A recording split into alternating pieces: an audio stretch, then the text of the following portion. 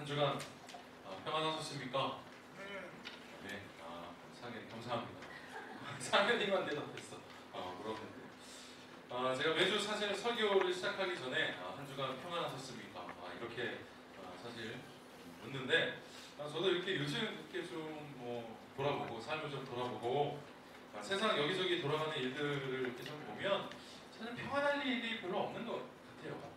또 여기저기서 우리 청년들의 한숨소리가 들릴 만한 어떤 사회적인 상황, 또 경제적인 상황들이 이어지고 있기 때문에 여러분들이 또 여러 가지 준비하고 또 삶을 살아가는 데 있어서 굉장히 많은 어려움들이 있겠다 하는 생각이 들면서 평안할 수 있을까 이런 생각을 사실 하기도 합니다. 자, 그러나 그럼에도 불구하고 외부적인 상황이 아무리 어려워도 여러분이 하나님과 함께 하시고 또 하나님으로 인하여서 늘 평안하시는 또 평안함을 누리는 우리 청년들이 되기를 바랍니다. 자, 우리 그런 의미에서 이렇게 함께 인사하겠습니다. 우리 옆에 있는 제들과 하나님의 평안이 함께 하시기를 바랍니다. 우리 그렇게 함께 인사하겠습니다.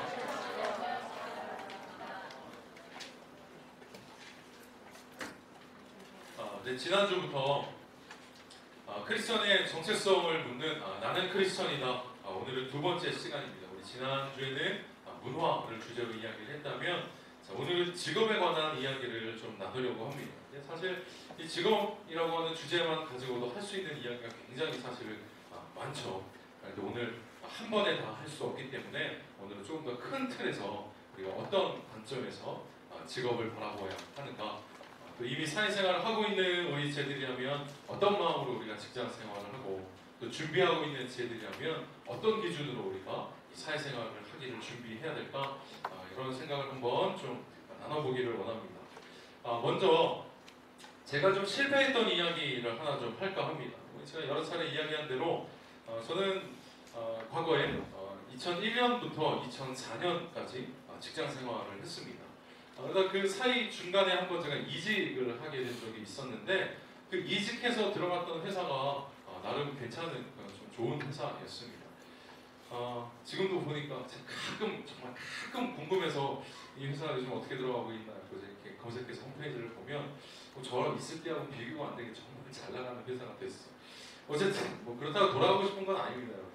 자, 어쨌든 하여튼 그런 제가 이직을 그렇게 한번 하게 됐는데 제가 그 이직해서 들어간 그 회사에서의 업무가 그러니까 그 회사에서 원래 하지 않았는데 이제 실험적으로 이제 저를 뽑아서 한번 이 분야를 한번 좀 해보자 이렇게 해서 시작했던 겁니다. 그 일을 하는 건 저밖에 없었어요. 그 회사에서. 이걸 한번 해보고 좀 괜찮다 싶으면 사업을 이제 확장할 그런 계획을 가지고 있었는데 하여튼 좋았습니다.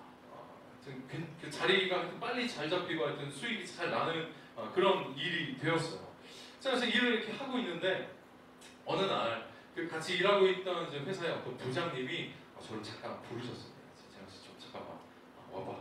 그래서 같이 일하다 말고 이렇게 나가서 무슨 일인가 이렇게 이야기를 들어봤더니 어떤 회사에서 그러니까 스카우트제의가 그냥 이렇게 스카우트제의가 들어온 거예요. 오지 않겠느냐 이런 제의가 들어왔던 겁니다.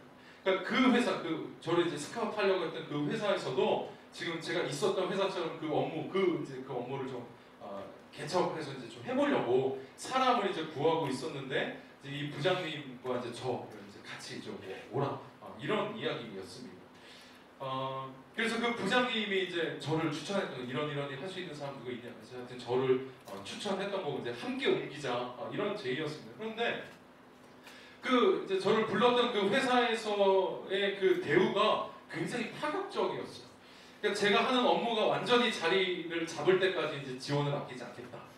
이것과 또 굉장히 솔깃했던 건 뭐냐면 사실 이제 여기 이 분야를 개척하는 데 있어서 사실 이거보다 다른 거를 하고 있는데 그 다른 일을 하려면 제가 하는 업무가 좀 필요했던 거예요. 그러니까 별로 그렇게 여기서 큰 뭔가를 기대하는 건 아닌데 필요에 의해서 저를 불렀던 거예요. 그래서 거기서 뭐라고 했냐면 제가 와서 하는 그 이 일이 자리 잡을 때까지 지원해 주는 것 뿐만이 아니라 거기서 나오는 수익의 상당 부분을 저에게 가져갈 수 있게 해주겠다는 거였어요. 거기서 제 마음이 확 흔들렸습니다. 이게 여러분 같으면 어떻게 하시겠어요? 그때 제 나이가 27살 나이였는데 그렇게 사회생활 많이 안 됐으니까 어린 나이죠, 사실 사회생활에서는. 근데 하여튼 그 대우가 파격적이었던 거죠. 그래서 제가 그때부터 고민에 빠지기 시작했습니다. 이걸 어떻게 할까? 사실 지금 있는 회사도 그렇게 나쁘지 않은데 이게 옮기는 게 맞는 걸까?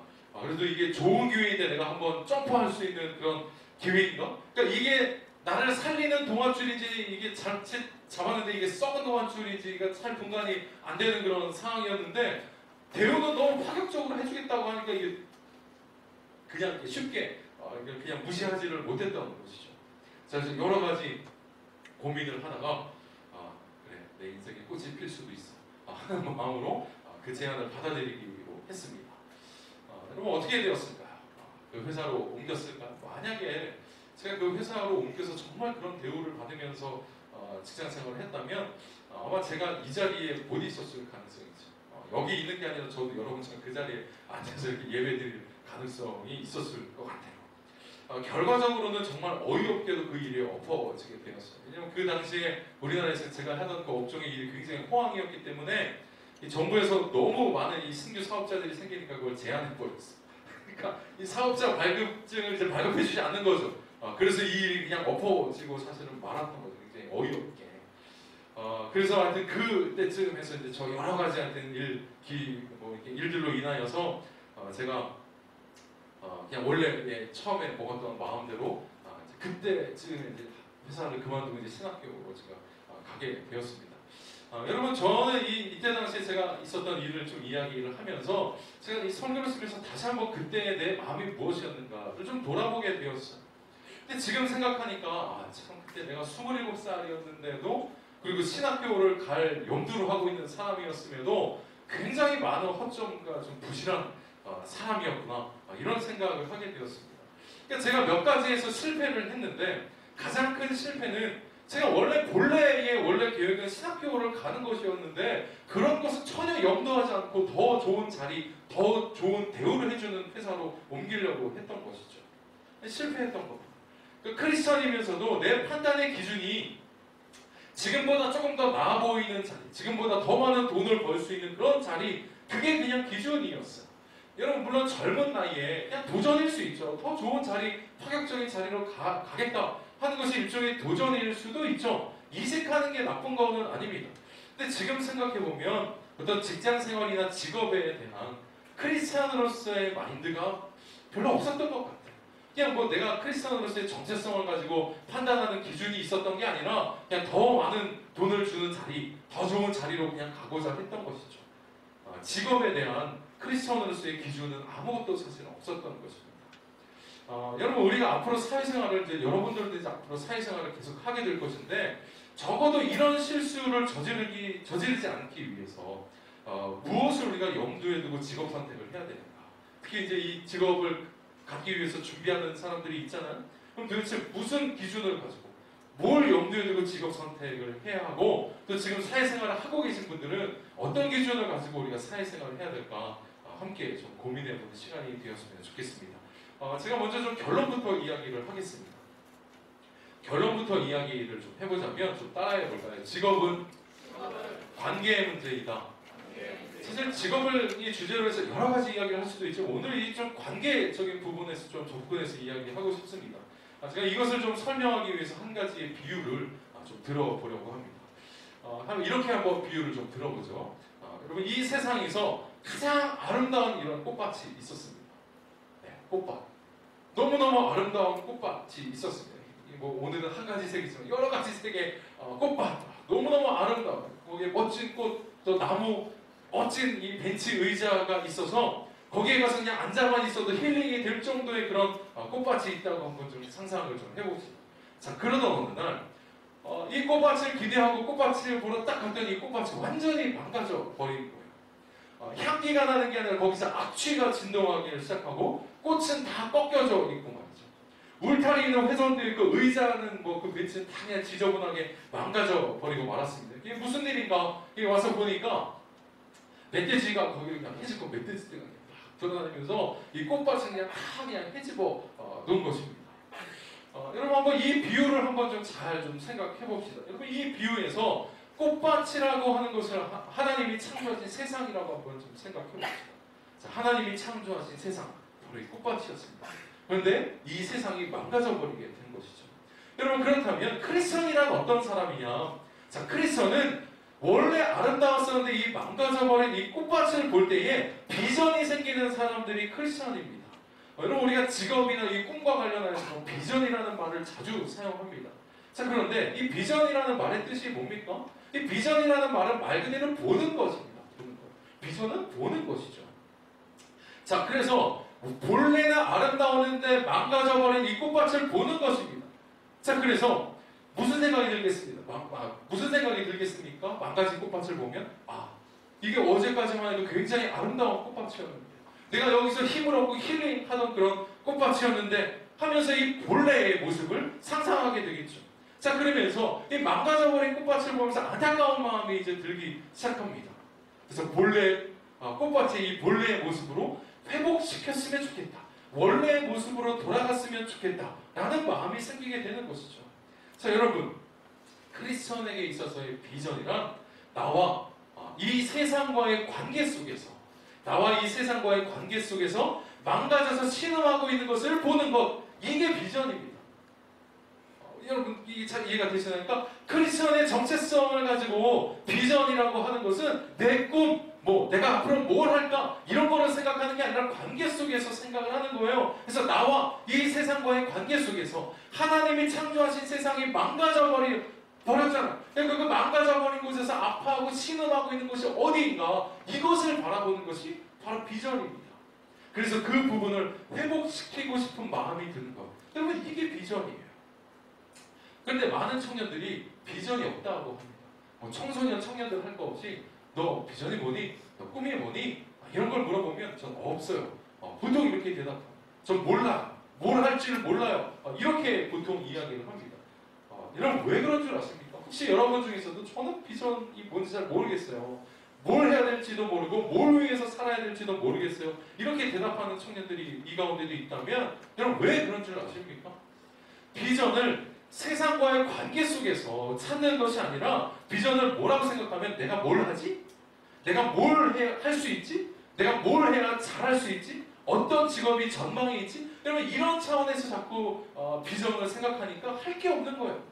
난 이거 하고 싶은데 능력이 안 돼요. 이렇게 자꾸 이야기할 수밖에 없는 것이죠. 그래서 내가 뭘 할까? 내가 뭘 잘할까? 어떤 직업이 전망이 있나? 이렇게 접근하기 시작하면 그것을 설사 성취한다고 하더라도 결국 공허하고 허무한 것을 만날 수밖에 없습니다. 왜 그런가 하면 비전이 세상과의 관계 속에서가 아니라 그냥 나의 차원에서만 머물러 있기 때문에 그런 것이죠. 그래서 크리스천에게 있어서의 비전은 깨어진 세상을 바라보는 것. 이것이 비전입니다. 그래서 적어도 내 마음이 가는 그 분야, 이 깨어진 세상 중에서, 이 꽃밭 중에서 내 마음이 어디에 향하고 있는가를 여러분이 잘 살펴볼 필요가 있습니다. 그래서 그 깨어진 분야에 내가 좀 내 재능을 가지고 온전하게 하고 싶다. 내가 가진 능력으로 온전하게 하고 싶다. 이 마음을 품는 것이 바로 비전입니다. 여러분 그래서 이런 비전을 품게 된 사람들이 보이는 이 반응이 무엇인가 하면 사명이 거기서부터 나옵니다. 사명이라고 하는 것은 이런 깨어진 세상을 보면서 안타까워하고 이것을 내가 좀 보듬어주고 치유하고 싶다라고 하는 마음이 들기 시작하면 사명이라고 하는 것은 자연스럽게 거기서부터 생겨나게 되는 거죠. 여러분 한번 보세요. 저 꽃밭 하나가 망가졌는데 보수할 곳은 여러 군데입니다. 자 보세요. 꽃밭이 망가졌다면 첫 번째로 어떤 사람은 새로운 흙을 퍼다 말라야죠. 새 흙을 퍼다가 다시 이 흙을 까는 작업을 하는 사람이 필요하겠죠. 또 어떤 사람은 흙이 깔려져 있으면 가서 꽃을 제대로 심어야 되는 사람의 역할이 또 있을 수 있습니다. 그리고 어떤 사람은 울타리를 튼튼하게 세우는 역할을 해야죠. 이제 멧돼지가 들어오지 못하게 울타리를 쳐야 합니다. 그리고 또 어떤 사람은 그 의자, 훼손되고 이 흙이 덮어버린 이 의자를 깨끗하게 청소해서 사람들로 하여금 다시 앉아서 쉼을 얻을 수 있는 역할을 해주는 이런 역할들이 필요하게 되는 것이죠. 여러분 그래서 꽃밭 하나가 망가졌다 하더라도 그곳에서 해야 될 일들은 너무나도 많은 것이죠. 여러분 그래서 사명이 무엇입니까? 사명은 이 망가진 꽃밭을 보면서 내가 이제 뭘 하지를 생각했을 때에 사명은 자신의 재능에 따라서 역할을 찾아나가는 것. 이것이 바로 사명입니다. 어떤 학교에서 이 중고등학교 제가 어떤 대안학교에 나간 어떤 선생님에게 이런 이야기를 들었습니다. 이 대안학교에 이제 있는 그 중고등학교 학생들에게 이런 이야기를 했대요. 한 애가 이렇게 있길래 너는 앞으로 뭐 하고 싶니? 이렇게 물어봤대요. 그랬더니 이 학생이 저는 의사가 되고 싶어요. 이렇게 얘기를 했다는 거예요. 그런데 그냥 저는 의사가 되고 싶어요. 이렇게 이야기하더니 묻지도 않았는데 근데 저는 못해요. 이렇게 얘기를 하더래요. 뭐 하고 싶니? 의사요. 그런데 저는 못해요. 이렇게 이야기를 하더래요. 근데 왜 그러냐고 물었더니 얘가 이렇게 대답을 하는 거예요. 의사가 되려면 의대를 가야 하고 의대에 들어가려면 공부를 아주 잘 해야 되는데 저는 공부 못해요. 이렇게 얘기하는 거예요. 그러니까 그 아이의 마음은 뭔가 의사가 되고 싶은데 그럴 만한 어떤 공부 수준이 안 되니까 못한다라고 이야기를 했던 거예요. 그래서 이 선생님이 또 물었다는 겁니다. 그러면 너는 왜 의사가 되고 싶니? 이렇게 물었대요. 자, 그런데 이 아이가 이제 자기의 이야기를 그때부터 하기 시작하는데 이렇게 얘기를 했다는 겁니다. 왜 제가 의사가 되고 싶냐면 자기는 아픈 사람을 돌봐주는 이런 일이 좋대요. 아픈 사람을 도와주는 일이 좋고 그냥 뭐 치료해주는 일, 누군가를 도와주는 이런 일이 너무너무 좋대요. 그래서 의사가 되고 싶다는 거예요. 그런데 의대를 갈 만큼의 성적이 안 되니까 자기가 그런 거를 하고 싶어 하면서도 못한다는 거예요. 자격이 안 된다는 거죠. 그래서 이 선생님이 이 아이에게 놀라운 이야기를 해줬습니다. 뭐라고 이야기를 해줬냐면 그러니까 네가 하고 싶은 일은 아픈 사람을 돌봐주고 누군가를 이렇게 도와주고 보듬어주는 일을 하고 싶은 거구나. 네 맞아요. 그런데 이 선생님이 이렇게 얘기했대요. 야 그런 일이 하고 싶은 거면 네가 꼭 의사가 되어야 하는 것이 아니라 야 요즘에는 남자 간호사도 있어. 그래요? 그런데 남자 간호사도 있고 조무사도 있어. 조무사도 그런 비슷한 일을 할 수도 있어. 야 그리고 심지어는 요즘에는 웃음 치료사도 있다. 이런 얘기를 했더니 이 아이가 깜짝 놀라더라고요. 그러니까 뭐예요? 이 아이가 궁극적으로 하고 싶었던 일은 누군가를 돕고 그냥 치료해주는 어떤 일을 하고 싶었던 거지 그게 꼭 이렇게 의대에 가서 이렇게 누군가를 수술하고 이런 일이 아니었던 것이죠. 여러분 사명이라고 하는 것이 재능과 연결되는 것은 맞습니다. 그러나 우리가 너무 이 직업 선택의 폭을 너무 좁게 생각하는 경향이 있어요. 그러니까 누군가를 치료해주는 것은 의사 이렇게만 생각하는 것이죠. 여러분 잘 생각해 보셔야 합니다. 의사가 되고 싶은 것인지 아니면 아픈 사람을 돌봐주고 싶은 것인지를 한번 잘 분간해 보세요. 정신 차려서 졸지 말고 의사가 되고 싶은 건지 아픈 사람을 돌봐주고 싶은 건지 분간하는 거예요. 그래서 어떤 사람이 이렇게 하면 꼭 뭔가를 이렇게 막 도전하다가 안 되면 여러분 그것만이 길이 아닐까 내가 예전에도 이야기했잖아요. 차선책을 세워요. 차선책을 좀 제발. 괜찮아. 의대에 갈 수 있는 실력이 되면 좋지만 그렇지 않다고 뭘 이렇게 낙심을 해요? 괜찮아요. 자신의 능력과 재능에 맞는 일을 선택하면 되는 것이지 꼭 그것만 해야 된다는 법이 어디 있어요 도대체. 그리고 우리나라 구조상 20대가 지나서 30대로 들어가 봐요. 못해요. 다른 걸 도전하는 것이 쉽지 않은 구조에서 여러분 지혜를 가질 필요가 있습니다. 의사나 웃음치료사나 뭐가 이렇게 달라요? 좀 다르긴 다르죠. 당연히 다른데 돌봐주고 치료해주는 역할로서는 같아요.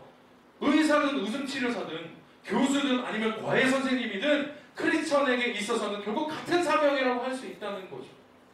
여러분 이번 여름 수련회의 주제가 소명이었습니다. 소명. 그럼 소명이 뭡니까? 우리가 지금 이야기했던 것이 비전과 사명에 대한 이야기를 했다면 그러면 소명은 무엇입니까? 소명은 크리스천의 정체성을 가지고 이 세상을 바라보는 것이 이게 비전이라고 이야기했습니다. 그리고 그 비전에 내 재능을 사용하는 것이 사명이라고 그랬죠. 그래서 이 일이 내가 비전을 가지고 이 깨어진 세상을 보면서 그 세상에서 내 재능을 가지고 무언가를 하고 싶다. 근데 이 하고 싶은 것이 내 마음의 동기에 의해서 그냥 내 재능 때문에 하는 것이 아니라 이 일에 하나님이 나를 부르셨다라고 인식하는 것이 바로 소명인 거예요. 여러분. 그러니까 자꾸 우리가 어떤 직업 선택을 할 때 도대체 하나님이 나에게 어떤 직업을 정지해 주시나 이런 것처럼 하나님 제가 앞으로 뭘 하면 좋겠습니까? 물론 기도할 수 있지만 마치 하나님이 우리의 모든 길을 다 결정해 주시고 말이죠. 내가 그 길을 가지 못하면 내 인생을 실패하고 하나님이 원하지 않는 길을 간다고 생각하지 말라는 얘기예요. 왜 그러냐면 하나님이 우리에게 주시는 소명은 우리에게 이미 주신 것을 가지고 잘 사용해서 그것을 가지고 하나님의 나라와 영광을 위해서 사는 것이지 하나님이 우리에게 너는 의대가, 너는 선생님 되라, 너는 그냥 사무직으로 있어라, 너는 삼성 가고 너는 중소기업 가라, 이렇게 이야기하시는 분이 아니라는 것이죠. 뭐예요? 소명이 뭡니까? 어떤 직업이든지 상관없어요. 종류가 상관이 없어요. 그 일이 하나님의 부르심이라고 하는 것을 고백하는 것이 바로 소명입니다. 여러분, 따라서 직업이라고 하는 것은 이 세상 속에서의 관계, 그리고 하나님과의 관계로 접근해야지 답이 나오는 것이지, 단순히 이 직업을 먹고 살 어떤 수단 정도로 여기면 우리가 직업을 얻기 위해서 기도하는 이 일이 여러분 얼마나 이기적인 겁니까? 나는 크리스천으로 살아가고 있는데 그냥 이 직업을, 하나님은 우리를 이 세상 속에 파송하시고 보내시기 위해서 우리를 여기 가운데로 세우셔서 세상으로 파송하기를 원하시는데, 여기에 있는 정작 우리들이 말이죠, 앞으로 내가 뭘 먹고 살지, 내 돈벌이 수단이 뭔가에만 이 혈안이 되어서 말이죠, 하나님 저 여기 이번에 꼭 들어가야 됩니다, 이 길이 아니면 안 됩니다, 저 죽습니다 하듯이 막 그냥 기도하고 말이죠. 이게 얼마나 이기적인 일이라. 그게 아니라는 거예요. 여러분들이 적어도 크리스천이에요. 여러분이 적어도 주님의 나라와 그 영광을 위해서 사는 사람들이라면 말이죠, 적어도 내 돈벌이 수단이 뭔가가 아니라 하나님이 나를 부르신 곳이 어디입니까? 나에게 주신 재능이 무엇입니까? 그리고 이 재능으로 어떤 곳에 사용하면 이 깨어진 세상이 더 온전하게 회복될 수 있을까? 이걸 고민해야죠. 앞으로 직업을 갖기 위해서 준비하는 우리 청년들은 오늘 말씀을 좀 잘 기억했으면 좋겠습니다. 여러분이 앞으로 이 선택할 직업을 돈벌이 수단으로 전락시키지 마십시오. 그리고 이미 직업을 가지고 계신 분들도, 여러분 이제 이미 직업을 가지신 분들은 이직하는 거 쉽지 않아요. 이 세상에서 어제도 어떤 청년 그런 이야기 했는데, 첫 번째 직장 선택하면 그 바운더리 안에 바깥으로 벗어나는 것이 쉽지 않아요. 웬만하면 이제 거기에 머물러 있어야 돼요. 이미 직업을 갖고 계신 분들은 내가 참 이 일을 하는 게 참 괴롭다 하고 참 뭔가 힘들고 잘 맞지 않아, 너무 이런 거에 너무 연연하지 마시고 말이죠. 좀 그 주변의 관계들을 살펴보세요. 그 자리에서 여러분을 부르신 목적이 무엇인가? 그래서 관계를 살펴보시라는 얘기예요. 하나님이 여러분을 거기로 보내시는 거예요. 그래서 여러분들이 그 주변에 있는 관계들을 살펴보시고 그 사람들과의 관계 속에서 깨어진 부분이 뭔가 험담하고 말이죠, 질투하고 말이죠 하는 그곳에 좀 새로움을 좀 불어넣고 말이죠, 중재하는 역할들을 좀 하시고 말이죠, 일도 열심히 하시고 좀 이런 삶을 좀 살아가고 말이죠. 비전이나 사명으로 거기에 들어간 것이 아니라 할지라도 지금이라도 여러분이 속해 있는 그 직장을 꽃밭으로 여겼으면 좋겠습니다. 그래서 크리스천으로서 여러분이 거기에 있는 이유가 무엇인지 한번 좀 확인하고 좀 알아가는 과정이 여러분들에게 있기를 바랍니다. 여러분, 제가 지금까지 했던 이야기들이 오늘 본문에 고스란히 담겨져 있습니다. 복음을 전했던 이 바울 사도를 잡기 위해서 유대인들이 혈안이 되어 있던 그런 때입니다. 그래서 이 바울 사도가 여러 이방 이 지역을 돌아다니면서 복음을 전했는데 이제 예루살렘에 다시 돌아갈 계획을 세웠습니다. 그런데 들려오는 소문이 뭐냐면, 예루살렘에 다시 들어가면 유대인들이 이 바울 잡게 하면 이거 죽이겠다라고 하는 그런 기세등등했던 그런 상황이었습니다. 그래서 바울 주변에 있었던 사람들이 바울을 만류하죠. 자, 오늘 본문 10절부터 12절까지 말씀입니다. 한번 앞에 화면에 있으니까 한번 좀 보시죠. 우리 같이 한번 좀 읽어보겠습니다. 10절부터 12절 말씀입니다. 우리 같이 읽겠습니다. 자, 시작.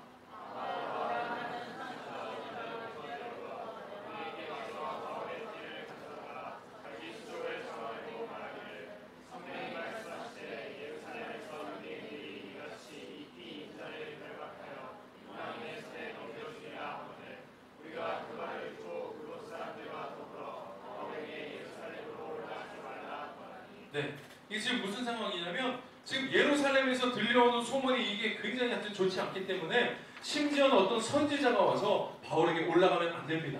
지금 당신 올라가면 자칫하면 죽습니다. 지금 이렇게 이야기를 하는 것입니다. 여러분, 지금 이 읽었던 본문에서 바울 주변에 있었던 사람들이 추구하는 가치가 뭡니까? 바울의 안전이죠. 이 사람들은 바울의 안전이라는 가치를 먼저 이야기했습니다. 여러분, 그런데 이렇게 만류하는 사람들에 대해서 바울 사도가 다음과 같이 이야기를 합니다. 13절 말씀을 보여주시죠. 한번 같이 한번 또 읽어보겠습니다. 자, 시작.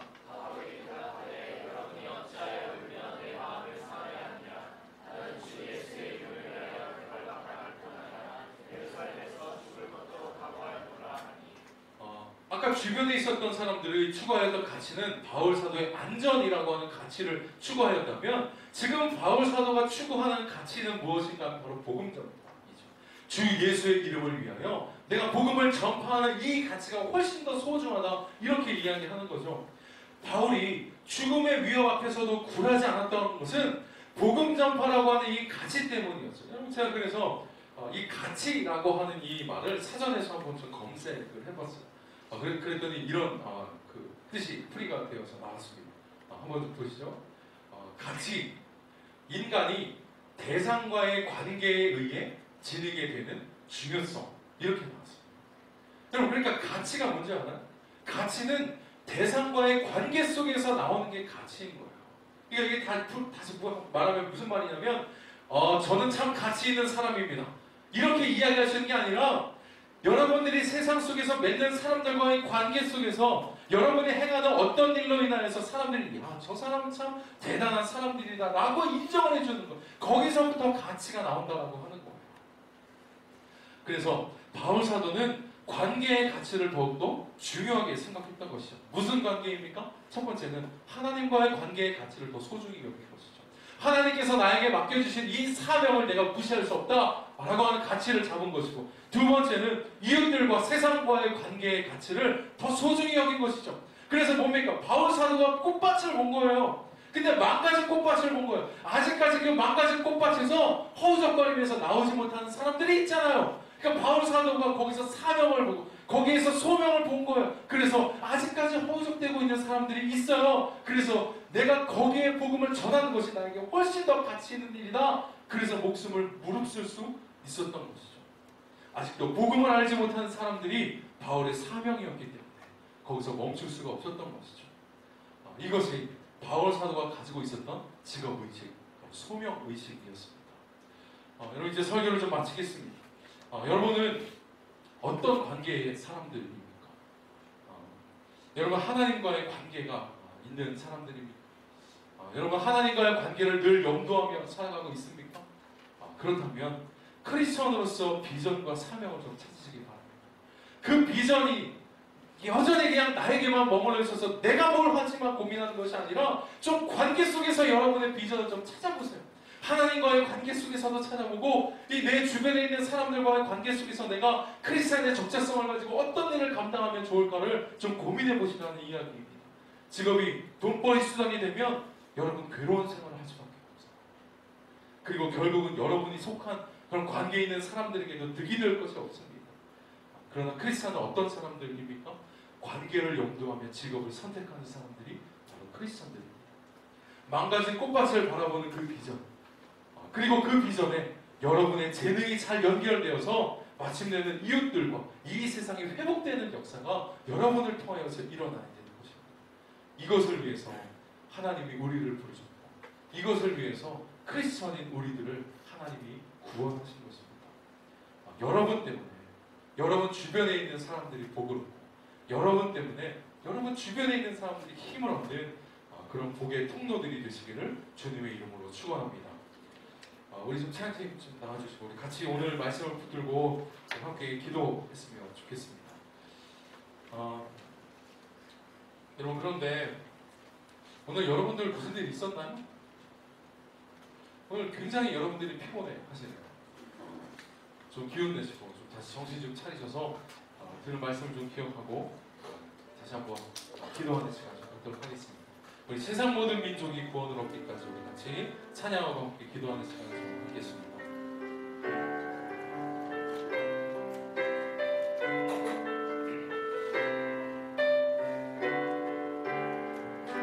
자, 함께 고백합시다. 세상 모든 민족이, 세상 모든 민족이 구원을 얻기까지 쉬지 않으신 하나님,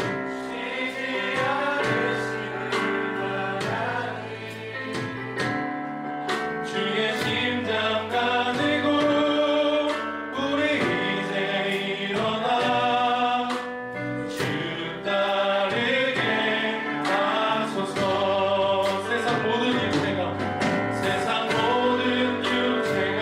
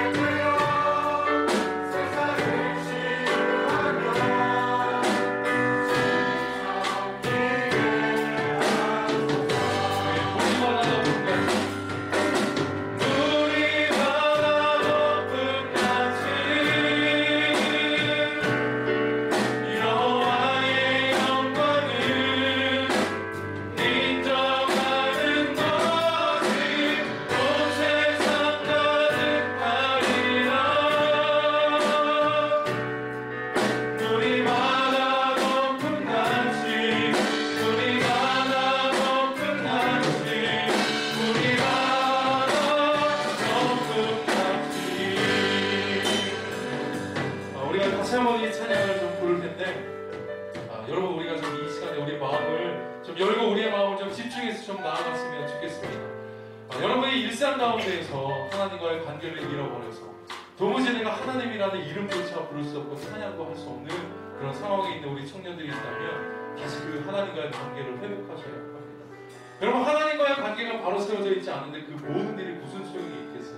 제발 좀 정신 차리시고 제발 좀 하나님과의 관계를 다시 한번 회복하시기를 바라고, 여러분, 우리가 열심히 전도하고 선교하는 일도 너무 중요한 일이지만 하나님의 이 세상을 변화시키는 방법은 그런 어떤 거창한 일이 아니라 여러분의 일상 속에서 여러분이 삶으로 나아가서 세상으로 나아가서 여러분이 그 소명의식을 가지고 살아갈 때에 여러분 주변에 있는 사람들이 그로 인하여서 복을 받게 되는 것이 하나님의 가지고 계신 방법입니다. 그래서 크리스천에게 있어서의 직업은 그냥 직업이 아니라 성직입니다. 하나님이 여러분을 세상 가운데로 보내십니다. 이 시간 우리가 이 찬양을 한 번 더 부르고 기도할 때 이렇게 기도했으면 좋겠습니다. 하나님이 이 세상 가운데서 부르신 것이 나이고 하나님의 방법이 바로 우리들입니다. 우리를 통하여서 또 이 직업을 통하여서 하나님의 깨어진 그 나라에 그곳을 보수하겠다는 마음으로 우리 한 번 더 찬양하고 좀 기도하며 나아갔으면 좋겠습니다. 자, 우리 한 번만 더 고백하고 기도합시다. 세상 모든 민족이, 세상 모든 민족이 구원을 얻기까지 쉬지 않으시는 하나님, 주의 심장 가지고 우리 이제 일어나 주 따르게 하소서. 세상 모든 죄가 주의 영광으로 그 일을 위해서 바로 우리들을 부르신 것입니다.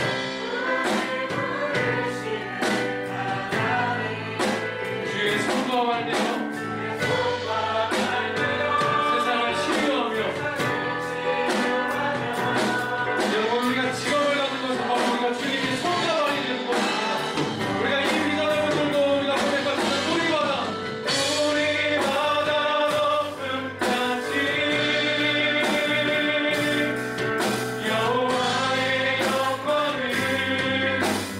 인정하는 것이 온 세상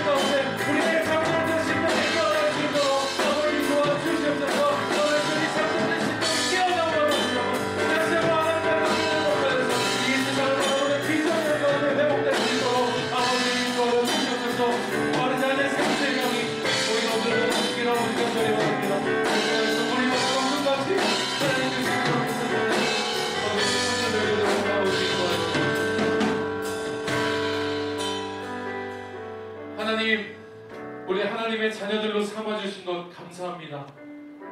그래서 우리가 먼저 예배하는 자들로 이 자리 가운데 모여서 하나님의 말씀을 듣고 우리 가운데 주어진 사명이 무엇인지 다시 한번 생각해 볼 수 있도록 해주신 것 감사합니다. 하나님, 이 세상이 너무 어렵고 이 시대가 너무나도 어려워서 이 시대 많은 젊은이들이 꿈을 잃어버리고 소망을 잃어버리고 정말로 안타까워하며 신음하며 살고 있는 것을 하나님도 보십니다. 하나님, 이 시대를 살아가는 청년들을 긍휼히 여겨 주시옵소서. 저들이 꿈을 잃어버리지 않게 하여 주시옵소서. 저들이 소망을 잃어버리지 않게 하나님 도와주시옵소서. 또한 여기에 있는 우리 꿈만을 이렇게 청년들을 하나님 돌아봐 주시기를 간절히 원합니다. 하나님, 시대가 어렵지만 하나님 그 가운데에서도 하나님 때문에 다시 한번 꿈을 꾸고 하나님 때문에 우리가 비전이 생기고 하나님 때문에 우리가 소망을 갖게 되고 소명을 갖게 되는 우리 청년들 되도록 하나님 도와주시옵소서.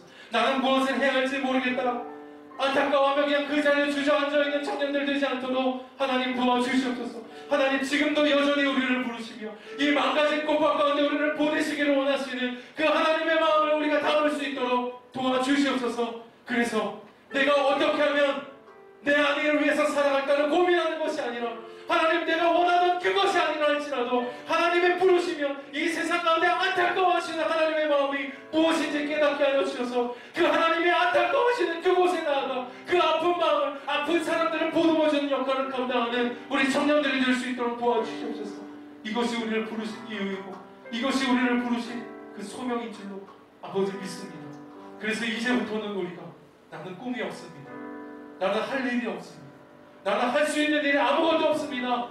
고백하는 그런 청년들이 되는 것이 아니라 다시 한번 소명을 발견하는, 다시 한번 비전을 발견하는 그런 청년들 되어서 이 땅 가운데 나아가 하나님의 자녀로서 그리스도인들로서 마땅히 해야 할 일들을 감당하는 우리 청년들이 되게 하시고 그곳 가운데서 열매 맺는 우리 청년들 되도록 인도하여 주시옵소서.